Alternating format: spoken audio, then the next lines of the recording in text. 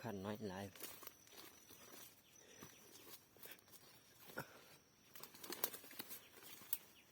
โอ้มิดทุกคนเลยแทนแล้วนี่อู้ถึงนุกคนโปรดทุกคนเลยนี่เนาะโอ้ซีเมนทีมงานเฮามาห่างเมื่อวานนี้เนาะเมื่อวานนี้ให้ทีมงานเฮามายามอู้ถึงนุกทุกคนเลยแต่ว่าเพื่อนคือบ่ว่าได้นุกเนาะสงสัยไปรุดเนาะทุกคนเนาะ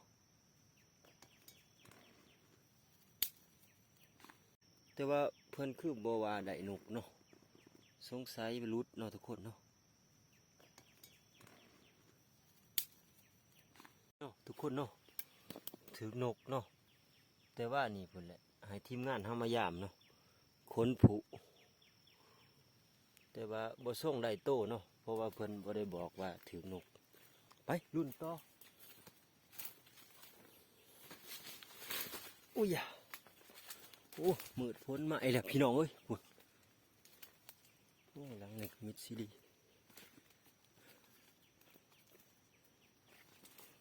โอ้หลังนี่โอ้หลังนี่ก็ถือนกคือกันทุกคนเอ้ยนี่เนาะโอ้คนโปรด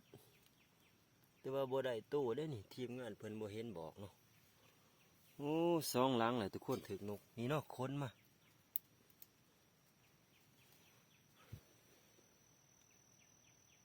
นี่เนาะหลังนี่ถือนกทุกคนเอ้ยนี่คนติดอยู่เนาะแต่ว่าบ่ได้โตเนาะเมื่อวานนี่ซีเมนต์มันรุดเนาะไปลุ้นต่อทุกคนหลังน่ะเหยียบบอลันจักเถื่อเนาะ นี่เนาะหลังที่มันขาดมือก่อนเนาะนี่ทุกคนฮะสุดเลยทุกคนเอ้ยหลังนี้ก็บอลันเนาะหลังนี้เหี่ยวเหยียบบอลันทุกคนเลยนี่เนาะ